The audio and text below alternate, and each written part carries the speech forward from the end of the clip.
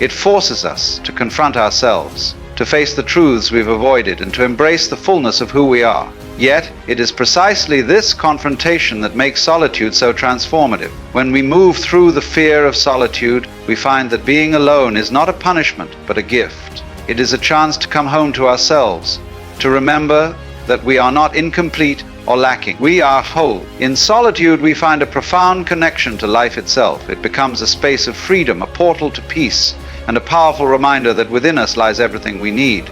At first glance, aloneness and loneliness may seem like two sides of the same coin. Both are states of being without others, yet their essence and impact are profoundly different. To understand them is to grasp a vital distinction about our relationship with ourselves and the world. Loneliness is a longing, a yearning for connection that feels out of reach. It is the sense of being cut off from others, a feeling of isolation that persists even in a crowd. Solitude, however, is a deliberate act of connection with oneself. It is not about rejecting others or retreating from the world. It is about discovering that you are enough as you are. When you realize this, solitude is no longer something to fear.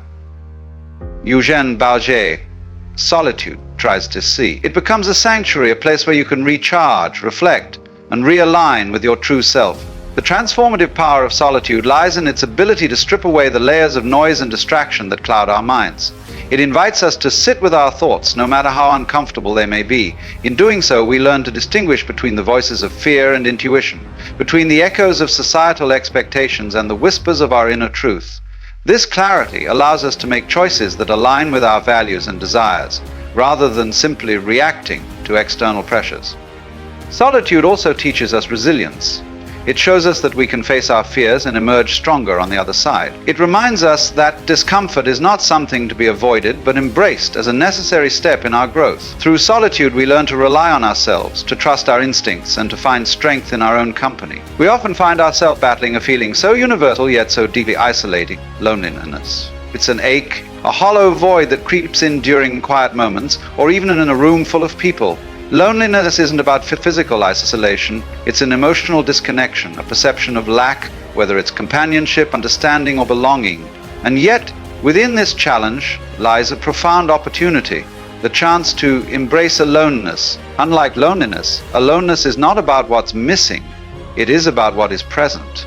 Aloneness is a state of completeness, a recognition that you are enough as you are, without the need for external validation. Let's explore how loneliness and aloneness differ, and how the transition from one state to the other can transform your life. Loneliness is a feeling we've all encountered. It often arises when we resist being alone, when we view solitude as a void that needs filling. This resistance is rooted in a belief that our worth and happiness depend on others. Without their presence, we feel incomplete. Think about those moments when you've been surrounded by people yet felt utterly lonely. That's because loneliness isn't tied to physical isolation. It stems from emotional disconnection. You could be at a lively gathering, but if you don't feel understood or valued, the sense of loneliness can be overwhelming. At its core, loneliness is fear. Fear of being forgotten, of being insignificant, of not being enough. It's a narrative that whispers, "Why am I alone when others are not?" This comparison, this judgment, creates a cycle of avoidance. We distract ourselves, seeking relief in superficial connections, social media scrolling, or activities that only momentarily mask the pain. But the ache persists, reminding us of the deeper emotional void. One of the most important gifts that solitude offers is the ability to introspect. Without the constant pull of external conversations and social dynamics, we are free to listen to our own thoughts. The creative process is deeply personal, and introspection allows us to dive deeper into our own psyche, challenging assumptions and exploring new possibilities. In the company of others, we are often preoccupied with what to say, how to respond, and how we are being perceived.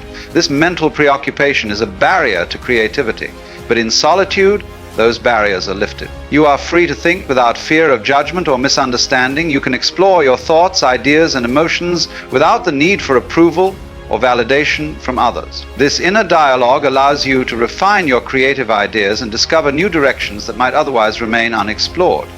Creativity thrives in solitude because it removes the need for performance. There is no audience to impress, no societal norms to follow, and no expectation to tailor your ideas to fit someone else's vision.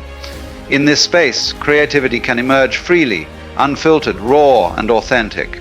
Without the constraints of external expectations, you are free to experiment and allow ideas to unfold naturally. The creative process becomes an organic journey where you are not forcing a product, but rather allowing it to grow and evolve on its own.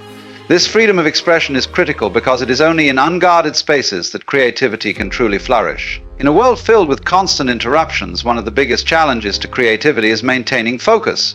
Whether it's the ping of a new notification or the pull of a social obligation, our attention is perpetually fragmented. Solitude, however, provides a rare opportunity for uninterrupted focus. When you are alone, there are no distractions pulling your attention away from the task at hand. You can fully immerse yourself in the creative act, whether that's writing, painting, solving problems, or innovating. This continuity of thought is crucial for breakthroughs, as the mind has the space to follow threads of curiosity and see them through to their fullest extent. In solitude, the creative process can unfold without disruption, allowing ideas to mature and come to fruition. Solitude fosters a unique type of dialogue, one with yourself. This inner conversation is a space where you can challenge your beliefs, question assumptions, and engage in deep reflection. Many of history's greatest creators and thinkers have understood the power of solitude as a tool for unlocking potential. They sought solitude not as a form of isolation, but as a sanctuary where the mind could breathe and explore ideas freely, free from the constraints of societal expectations. It is in these solitary moments that we can engage with our own ideas in a deep and meaningful way. There is no fear of rejection, no concern about what others will think. There is only the opportunity to explore your thoughts fully, without the need to conform to the norms or expectations of others. Solitude is not only about creativity and new ideas, it's also about reflection. Creativity doesn't always come in bursts of inspiration. Often, it's a slow process of revisiting, refining, and reimagining. Solitude allows you to reflect deeply on your ideas, revisiting them from new perspectives and angles. This space of quiet contemplation is where insights are born. In the busyness of everyday life, it's easy to overlook the small details that might connect to something larger. But in solitude, you can focus on these details, piecing together insights that would otherwise remain hidden. These moments of quiet reflection are when you can refine your work, improve your understanding, and make connections that are not immediately apparent. One of the most powerful aspects of solitude is its ability to nurture imagination without the immediate influence of others. The mind is free to dream, to imagine possibilities that have yet to be realized. In solitude, the imagination is not bound by the opinions or constraints of others. It is free to explore uncharted territories. This space of imagination is where new worlds are created. Whether in art, literature, science, or technology, the absence of external voices allows the inner voice to emerge, guiding us toward ideas that are uniquely our own. Solitude is where we can dream up possibilities that are beyond our current understanding and challenge the boundaries of what we think is possible. Solitude is a powerful tool for creativity, self-reflection, and personal growth.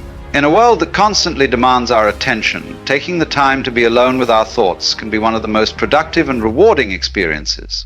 Solitude allows us to reconnect with ourselves, explore our inner landscapes, and give birth to ideas that are uniquely our own. So, next time you find yourself alone, embrace it. Don't fear the silence. Use it to explore your thoughts, nurture your creativity, and discover new possibilities. In solitude, you will find the space to grow, to dream, and to create in ways that you never thought possible.